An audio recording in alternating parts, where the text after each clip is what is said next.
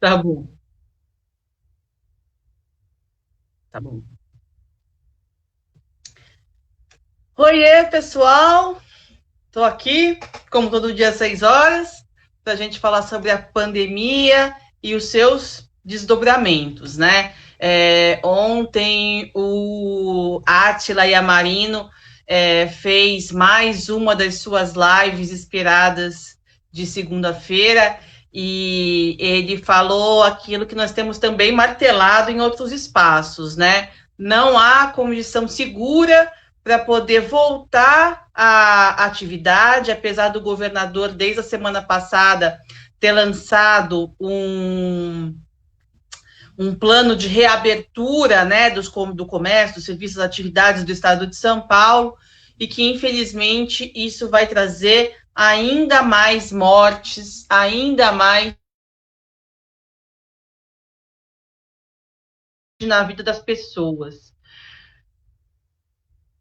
É, o vírus continua circulando e sem controle. A gente está falando assim, nossa, a gente tem que achatar a curva, semana que vem é o pico, na outra semana é o pico, e a verdade é que esse pico nunca chegou. E alguns poderiam falar, bom, se o pico nunca chegou, então é uma boa notícia. Não, é uma péssima notícia, né? Os países outros costumavam ter umas 4, 5 semanas de subida da pandemia, da infecção, e depois ela começava a cair, ela começava a ser controlada, né? Diminuindo o número de casos até que vai diminuindo, vai controlando até que ele some naquele território. Ou fica num número bastante baixo, mas num sentido decrescente de que daqui a algum tempo ela vai sumir no território, né? E aí a preocupação passa a ser a segunda onda da infecção. Mas, infelizmente, aqui no Brasil, nós estamos aí há muitas semanas, nós estamos entrando concluindo o terceiro mês, praticamente, né? De isolamento social, distanciamento, entrando no quarto mês e o crescimento só vai. Só aumenta, só aumenta, só aumenta. E essa situação que a gente vive de um pé em cada barco é o pior dos mundos, porque isso tende a tornar a crise crônica de muito, muito tempo, e ao mesmo tempo, do outro lado, as pessoas com pressão econômica, querendo voltar à sua vida, elas não conseguem. Se a gente tivesse tido uma ação forte logo no começo, teríamos controlado esse vírus e talvez hoje já pudéssemos estar voltando aí sim em condições adequadas para alguma rotina, né? Apesar de tudo, ainda é tempo, né? Ainda é tempo de a gente interromper esse ciclo agora. Um lockdown, uma medida mais dura nesse momento, talvez fosse ainda uma solução importante para que a gente não continue nesse ambiente que nem resolve e não vai nem para frente nem para trás que a gente está vivendo hoje, né? São meses e do jeito que vai seguir agosto, setembro, outubro, um ano inteiro de indefinições. Um ano inteiro das pessoas não sabendo se vai cancelar o ano letivo ou não, se terão seus empregos ou não, quando vão ter renda novamente. E para piorar, um governo federal que não faz o seu papel. Li com muita alegria, mas também com tristeza, né? Porque não foi aqui no Brasil, que lá na Europa há políticas sociais, inclusive, de mais de 1.000 euros por família para que elas possam ficar em casa. Então, benefícios sociais de 1.000 e poucos euros, que daria R$ 6.500 aproximadamente por família, para que elas fiquem em casa, tenham as condições mínimas garantidas, né, de sobrevivência, de aluguel, de comida, de tudo, né? Água, luz, enfim. Quando a gente fala de sobrevivência, aí a ideia já vai lá para os 600, R$ 200, que queria dizer o governo federal, né? Dinheiro esse que mal paga um aluguel numa periferia, quanto mais garantir o sustento de toda uma família, é levar realmente a noção de mínimo existencial a um nível bastante, bastante baixo mesmo. Bom, e hoje a conversa vai ser daqui a pouco com a Mariana. Lacerda, amiga, parceira, a gente estava ainda ontem, até altas horas, tricotando aqui, para falar sobre a região metropolitana de São Paulo, capital, e em algumas outras regiões do estado de São Paulo, que é a profunda interligação entre cidades. Então, algumas cidades, segundo esse plano do governador, estão com indicadores melhores, outros com indicadores piores, mas aquelas que estivessem com melhores condições poderiam voltar à normalidade, né? Segundo o plano do governo. Mas como a gente faz se as cidades são profundamente interligadas, que é o que a gente vê nas regiões metropolitanas? A gente tem a região metropolitana de São Paulo, a gente tem a região metropolitana de Campinas, a gente tem a Baixada Santista, que é uma região metropolitana, né? Que a gente não consegue avaliar um município destacado do outro. Eles andam juntos. E a estratégia de atuação frente ao coronavírus também precisa ser conjunta. Mas a Mariana, ela teve um problema na casa dela. Em Santos, 1995. Pedro, que está aqui na técnica, ele nem era nascido, né, Pedro? Faz 25 anos. Lá na gestão do Davi Capistrano. E Santos tinha acabado de se tornar uma região metropolitana, fazer parte de uma região metropolitana, né, que é a região metropolitana da Baixada Santista, que inclui 9 cidades: Santos, Guarujá, Itanhaém, São Vicente, Peruíbe, Mongaguá, Praia Grande. Se eu não errei, são essas, se eu não esqueci de nenhuma. E aí tinham acabado de fundar a Secretaria de Assuntos Metropolitanos, e eu fui uma das primeiras estagiárias daquela secretaria, né? Foi um privilégio poder ter contato lá, né? Eu nem fazia assuntos dentro de uma metrópole, eles são interligados. Por onde vocês estão? Quem está aí? Vamos conversar sobre o coronavírus enquanto não chega a dona Mariana. Comentários?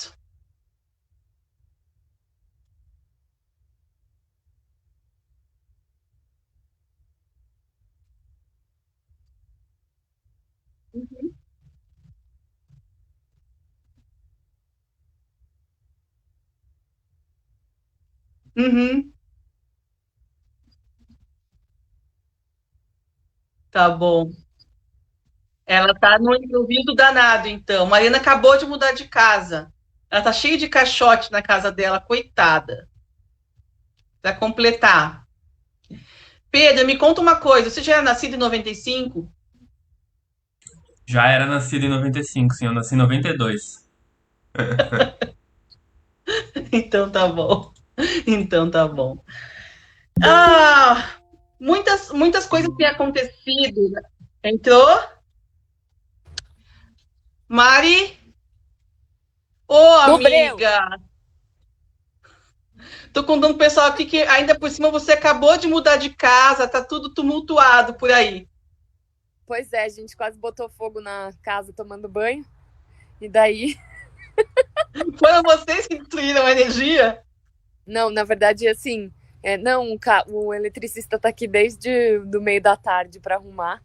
E aí agora ele teve que desligar a chave há um tempo atrás e era pra durar meia horinha, mas não tá. Tinha aqui pegando uma luz da rua. Ai, gente, eu adoro esse esquema assim. Flow.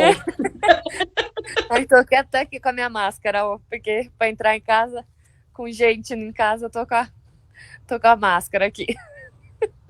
Então, me conta pro pessoal o seguinte: quem é você, Mariana? Se apresente, por favor. Então, deixa eu me apresentar nesse tumulto aqui. Vocês vão me ver mais ou menos assim em sombra. Mas eu sou Mariana Lacerda. Eu sou advogada de formação. Advoguei muito tempo na área de negócios e comércio. Mas, enfim, já faz uns 3 anos que eu estou na gestão pública. E trabalhei no governo do estado, enfim, na Alesp também, não junto com a Raquel. Não, sou da legislatura anterior, eu fui assessora na legislatura anterior, mas enfim, e essa sou eu. Na batalha aqui, construindo a rede, estou porta-voz estadual da Rede de Sustentabilidade, e estamos aqui tentando construir um estado melhor e ajudando também a região metropolitana. Quando a gente fala que fulano é porta-voz no Partido Rede de Sustentabilidade, as pessoas não compreendem o que significa. É uma porta-voz. Não. O Partido Rede de Sustentabilidade não tem a figura do presidente. A figura do presidente, ela no estatuto, ela é ocupada pelos porta-vozes. E os porta-vozes nunca é um só.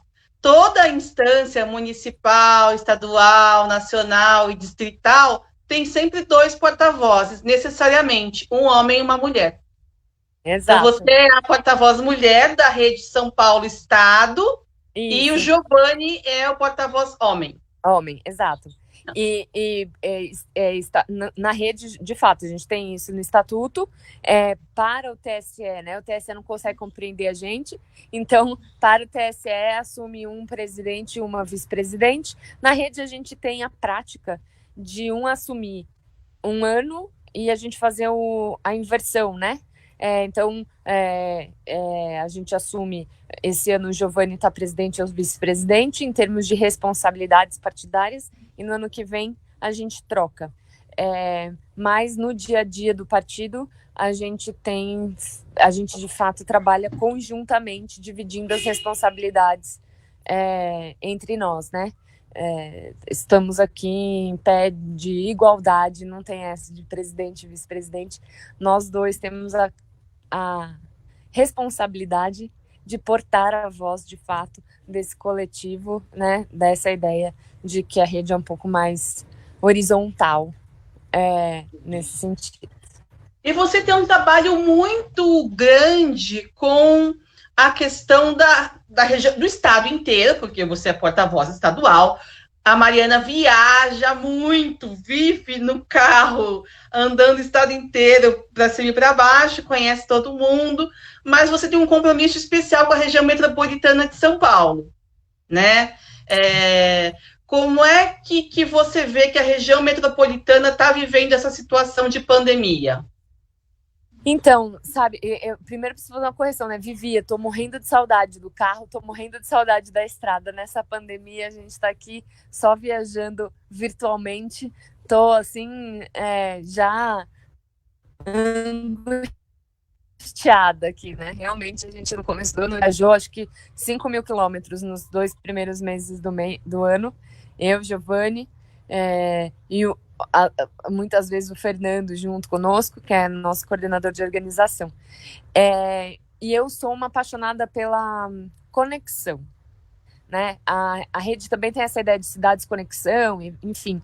E eu acho que é um princípio da rede que ninguém existe sozinho, né? A gente precisa dessas relações para viver, e o fato da gente pensar no estado, né, de São Paulo, nessas macro-regiões, nas regiões metropolitanas. E São Paulo não é a única, né? A gente tem a região metropolitana de Campinas também, muito importante. Enfim, de como essas cidades se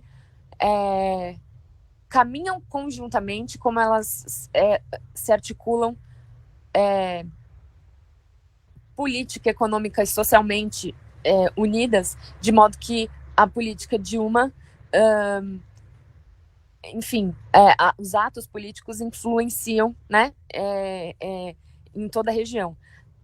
Em São Paulo, são 39 cidades na região metropolitana, né, que é uma área de conurbação, na verdade, muito grande.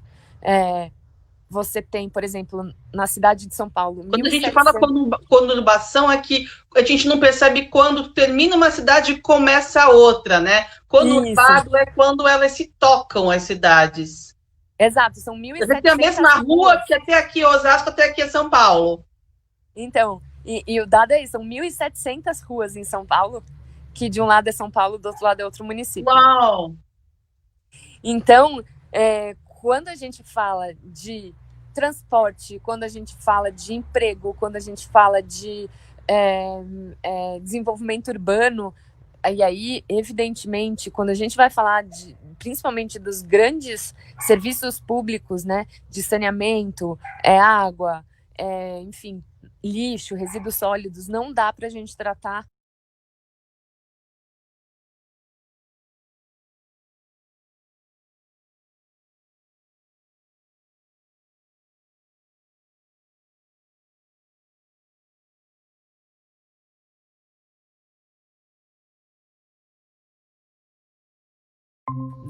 da região de São Paulo, que eram guiadas pela Emplasa, que é uma das empresas que foi extintas.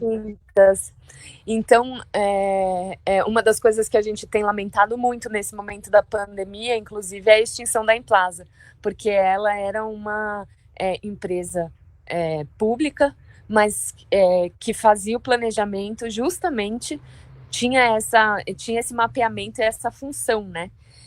Então, mas a Emplasa, ela tinha um papel de mapeamento da região metropolitana do ponto de vista quase urbanístico e de ocupação do território, né? Porque a região metropolitana ela é muito mais complexa do que isso. Que ela diz respeito, por exemplo, aos fluxos de mobilidade, ela diz respeito aonde a gente vai ter os empregos, até a organização de saúde. Se os secretários de saúde da região metropolitana não estiverem muito bem coordenados, né, acontece de, por exemplo, os moradores de uma cidade às vezes irem buscar socorro em outra. Porque, né, então, é bem complexo esse processo. E quando a gente pensa num momento de pandemia em que a gente precisa identificar os focos, isolar esses focos, pensar quais são as áreas que já estão mais tranquilas para poder voltar a uma certa normalidade, e as que ainda estão muito críticas, que precisam ter uma atenção especial, ter um lockdown, alguma coisa assim, mediante toda essa complexidade administrativa e de pessoas e territorial, gente do céu, é muito sério, né? Não dá para ser leviano de falar abre, fecha. Tanto que o Dória começou com uma coisa de que toda a região metropolitana deveria ficar fechada, e alguns prefeitos foram contra, não foi isso? Exato. Na verdade, então, para a gente tratar da pandemia, só para a gente ter alguns dados aqui para eu exemplificar isso para vocês, disso mesmo que você está falando.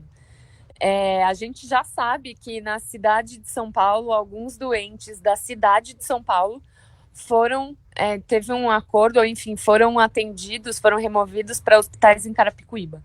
Jandira, por exemplo, não tem leitos de UTI.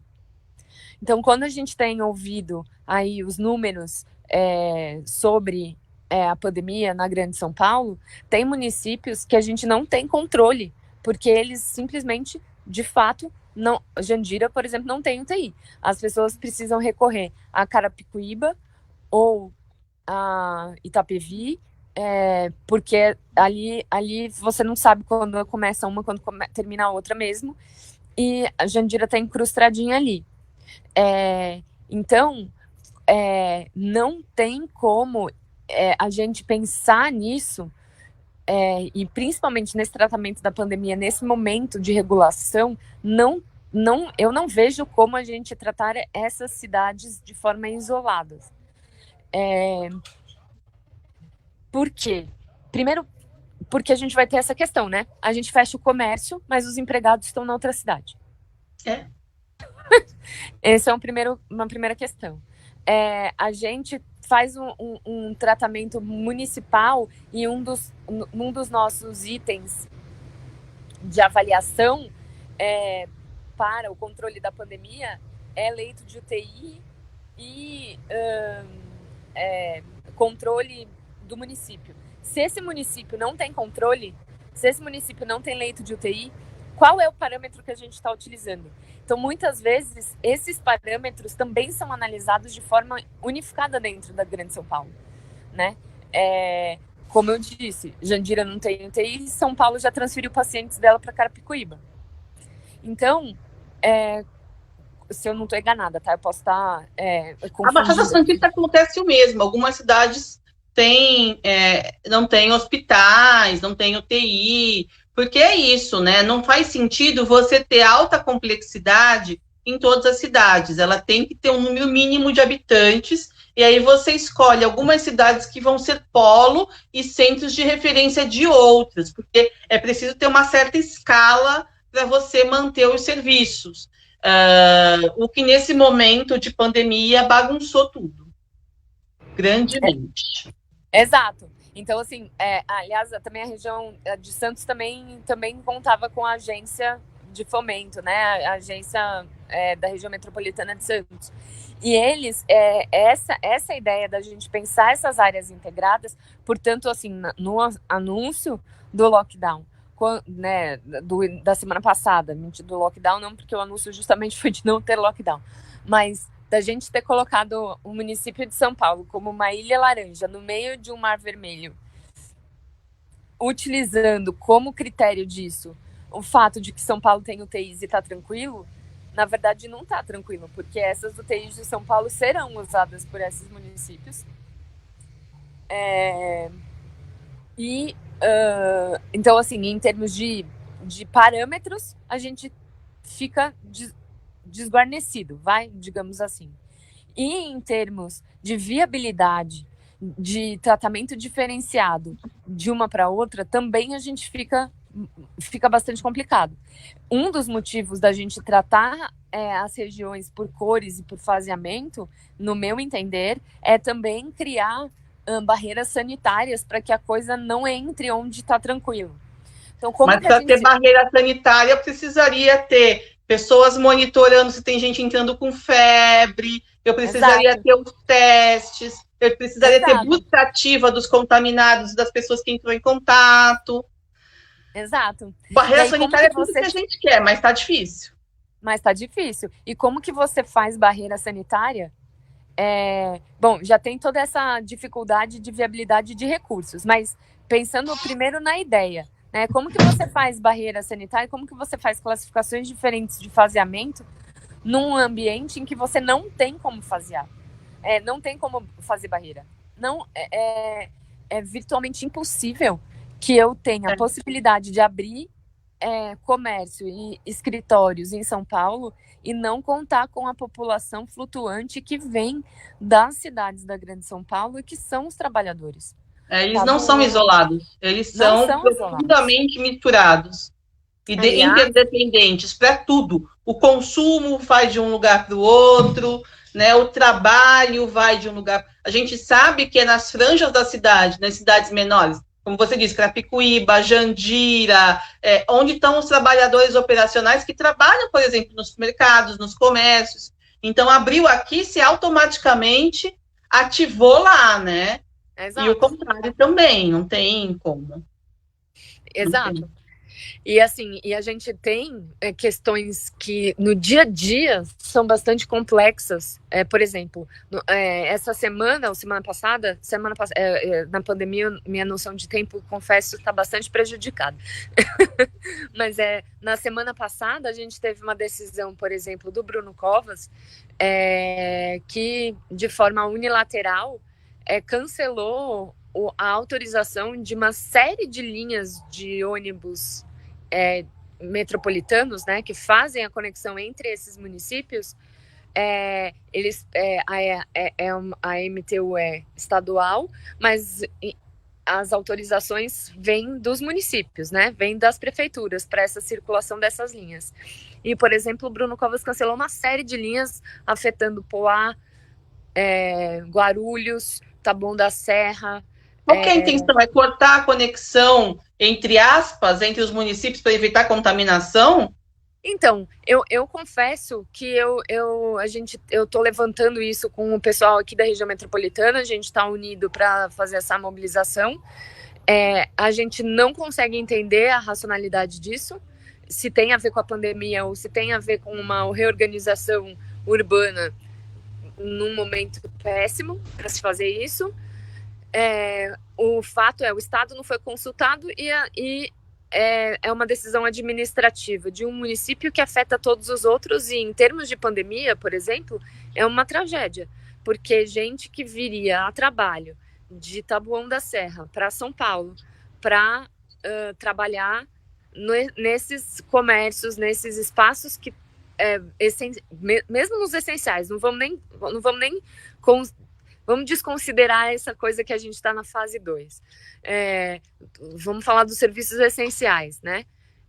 Que pegariam um único transporte de forma segura, tem que fazer 3, 4 baldeações agora.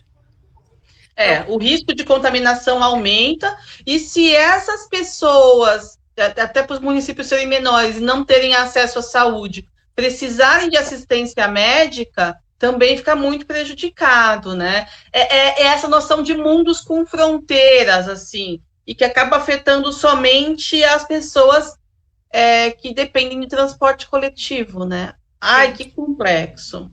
É muito complexo. Seria Mas muito mais honesto instituir uma política pública de verdade. Ó, vai ter sim uma fronteira aqui, todo mundo vai ter que passar pelo scanner e ver temperatura, quem tiver com temperatura alta vai ter que... Mas para todo mundo, né? Quando a coisa é feita através da inviabilidade do acesso ao transporte, do ir e vir e tal, isso tem um recorte de classe muito sempre dado, né?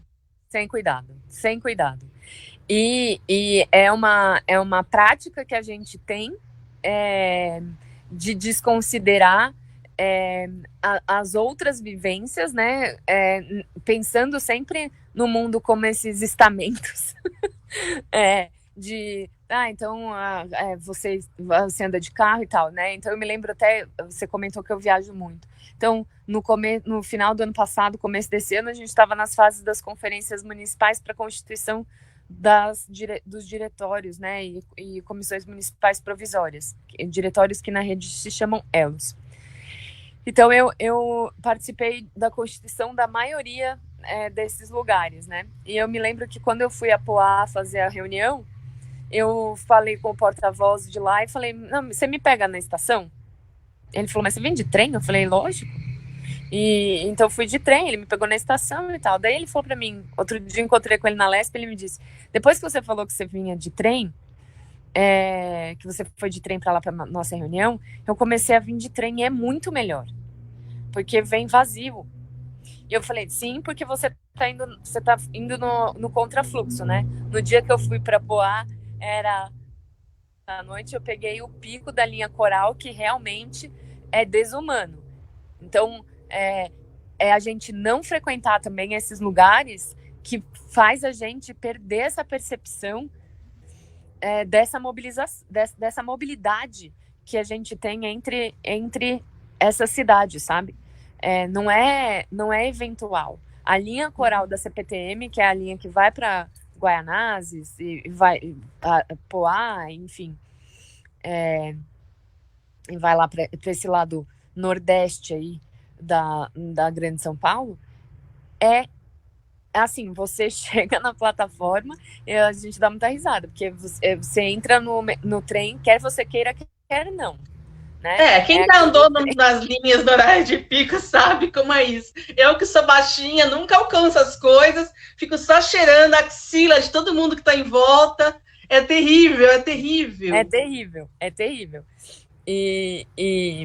Mas assim, então é evidente, né, o movimento que existe entre essas cidades.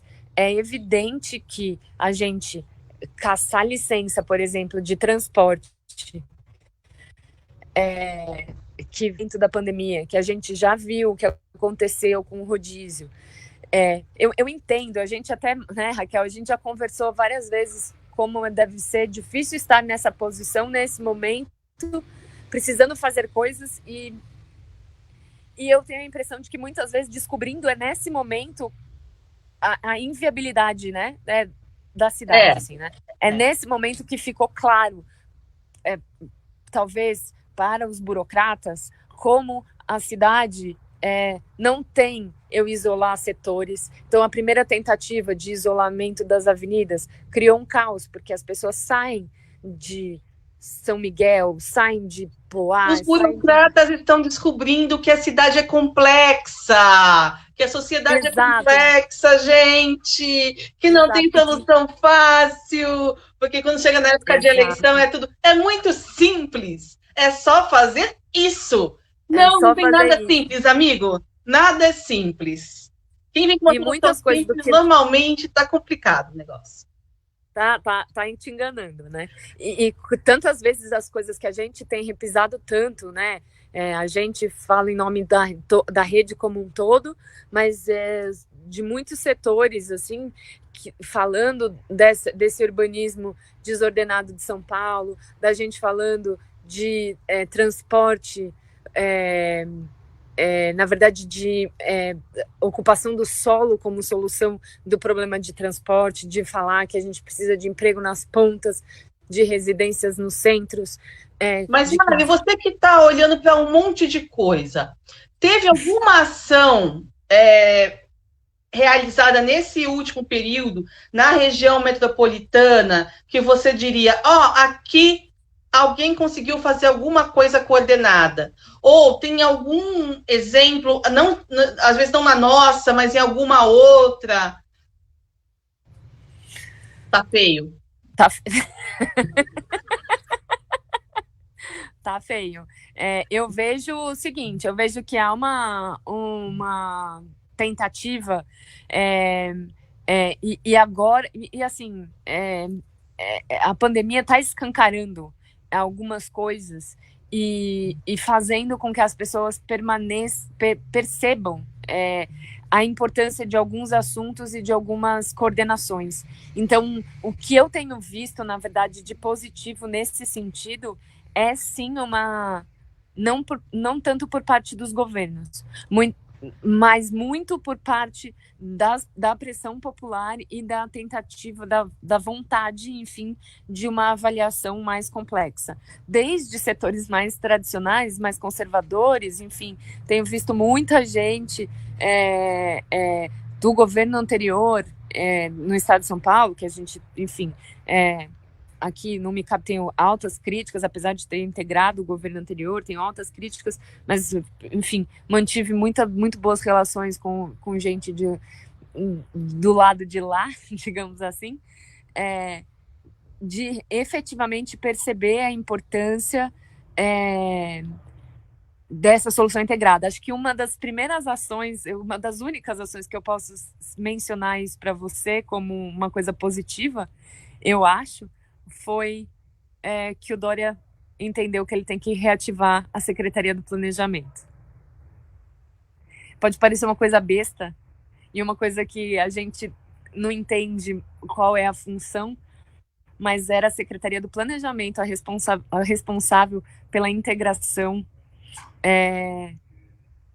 das agências A Secretaria de Planejamento é uma que tem, assim, o controle de todas as secretarias, é o painel de controle de tudo, né? E acompanhamento de todos os projetos. É como se fosse a gestora dos gestores. Isso. E acaba tendo tudo na mão ali, do que está acontecendo, que está atrasado, o que está adiantado, o que está problemático. Exato.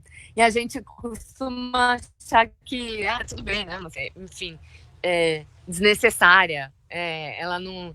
Mas foi uma das coisas que eu aprendi no governo anterior, quando eu fui chefe de gabinete de uma das secretarias, aprender a usar a Secretaria de Planejamento como grande parceira e ser parceiro da Secretaria de Planejamento para criar política pública de verdade. Porque é a Secretaria de Planejamento que estabelece marcadores, é a Secretaria de Planejamento que garante que as secretarias estão cumprindo suas metas. Ela pega no pé. É o que a gente nas empresas chama de escritório de projetos. PMO. E que tem esse olhar um pouco mais amplo sobre as coisas, né? É a secretaria que tem a possibilidade de integrar políticas públicas, então, a gente tem aqui na Secretaria de Pessoa com Deficiência uma ação de violência contra a mulher. Vamos falar de assuntos que eu tenho falado nos últimos tempos. E aí a gente tem ali na Secretaria de Segurança, a Secretaria de Planejamento que vai falar, olha, tem uma sobreposição de programas aqui, né? Porque é ela que olha número, dado, dinheiro, enfim. E ela que tem essa condição... Um olhar macro, né, de tudo que acontece. E promove o diálogo. Então, se eu posso te dizer, para não dizer que está tudo muito ruim, eu acho que essa percepção de que a Secretaria de Planejamento vai ser recriada depois dessa pandemia, ou enfim, agora, para mim é um pouco alentador nesse sentido de que a gente tinha desmobilizado muito dessa estrutura que havia de coordenação estadual, né? Quando a gente desmontou a Emplasa. A Emplasa de fato, não era uma agência, não era uma empresa de políticas públicas, era uma empresa de dados, né? Mas sem dados você não tem política pública. Sem dados você não consegue avaliar e não consegue detectar essas necessidades. Então, quando a gente está tratando hoje em dia numa pandemia em que a gente precisa de marcadores, a gente precisa de dados, a gente precisa de parâmetros, você não tem um espaço que tenha esse olhar para as 39 cidades que estão ligadas, das quais só São Paulo, 39 cidades, né? É muita coisa. A gente, de cabeça, quando a gente está aqui falando, né? A gente já falou um pouco de Mariporã, Guarulhos, Tabuão, Carapicuíba, Jandira, Itapevi, mas e tem as nossas, o ABC. O ABC também é região metropolitana? O ABC. Ribeirão Pires, entendeu? Diadema, Mauá, Santo André, São Caetano, São Bernardo, aí, né, aí eu ia falar isso, a gente tem as pequenininhas, né, a gente tem a nossa borda. Grande Paulista, Cotia, daí a gente vai ter Vargem Grande, Pirapora de Bom Jesus, Guararema, Santana do Parnaíba, entende? E vai longe. E vai longe, são 39 municípios. E deixa eu te perguntar uma coisa. Diga. A gente está quase terminando aqui, faltam pouquinhos, 2, 3 minutinhos para a gente terminar. Olha, a gente conseguiu fazer no escuro. Conseguiu. E eu quero te fazer a pergunta de $1 milhão.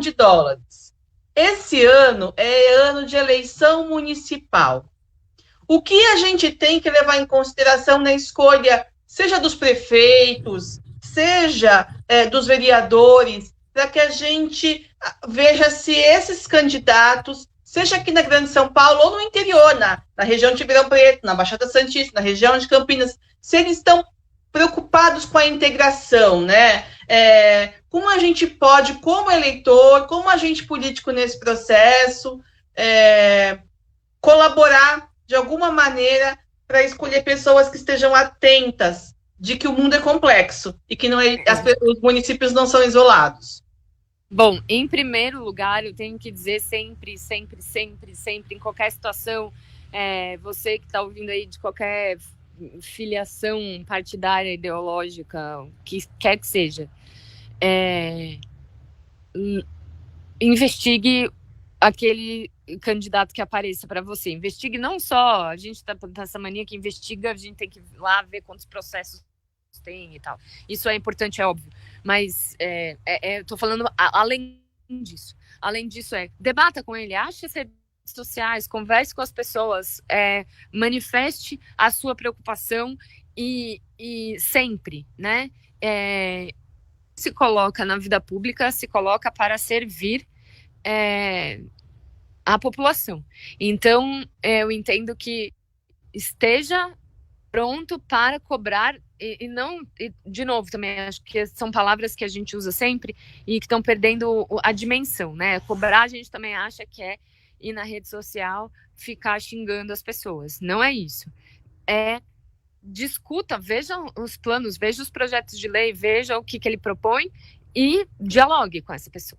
Primeira coisa em qualquer circunstância. Se essa for uma preocupação cara para você, essa preocupação, aí a gente também entende que a política é plural. Tem pessoas que nascem, crescem e morrem no seu próprio bairro, e para essas pessoas, eles não têm dimensão dessa integração e desse fato. Se isso não é uma pauta cara para você, também não acho que é fundamental que seja, mas a gente tem que saber que essa é uma pauta que tem impacto na nossa vida, sim, porque da caixa do supermercado que a gente vai. Sabe quando as pessoas percebem, às vezes, que isso tem impacto? Um dia que a faxineira não consegue chegar em casa porque o metrô, o trem... Exato. Porque lá em Francisco Morato inundou. Exato. Aí você descobre que está numa região metropolitana. Exato. Eu ia chegar nessa parte, sabe? Assim, o seu funcionário... se você não tem um funcionário, é o funcionário do seu supermercado, são essas as pessoas de quem a gente está falando. Então, isso tem impacto indireto né? Se você for uma pessoa dessas que não sai da sua própria bolha, isso tem impacto indireto na sua vida em todos os assuntos. Nessa pandemia, sua UTI pode estar ocupada também por alguém dessas cidades, ou você pode acabar numa dessas cidades ocupando a UTI. Então, não tenha medo de perguntar, né? Agora, a resposta de $1 milhão que eu quero te dar, eu não posso te dar. Então, eu só posso dizer... Tá bom, tá bom. Mas eu acho muito interessante perceber que alguns candidatos, algumas questões, assim, no caso do majoritário, né, prefeito, ver se no plano de governo que ele vai apresentar tem menções sobre preocupação de diálogo, de conexão com os movimentos e municípios vizinhos, né?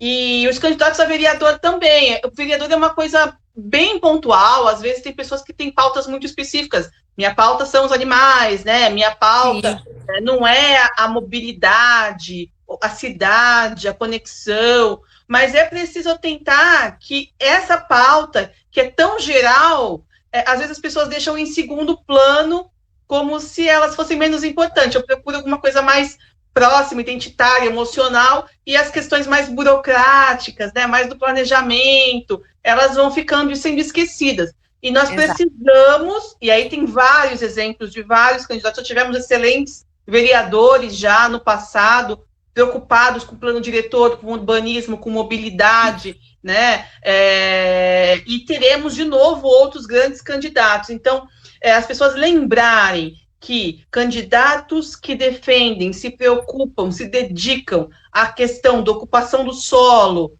da ocupação da cidade, da interligação das cidades, da mobilidade do transporte, eles são fundamentais para que a nossa vida flua. Eles estão cuidando de serviços essenciais, aquelas coisas que a gente acha que não são importantes até a hora que para.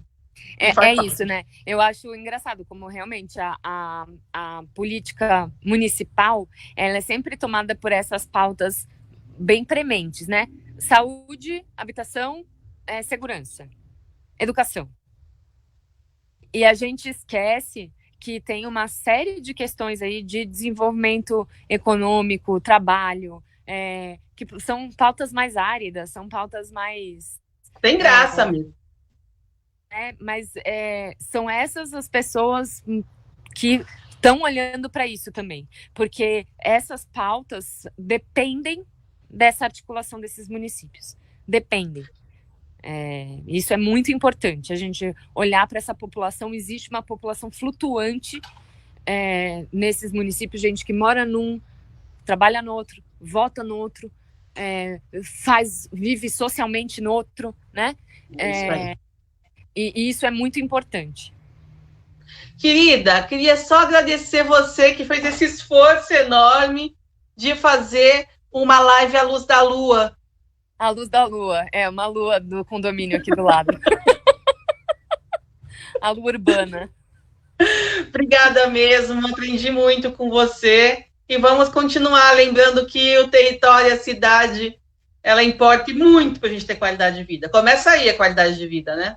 Exato. Eu que agradeço, Raquel, agradeço muito o espaço, agradeço o convite.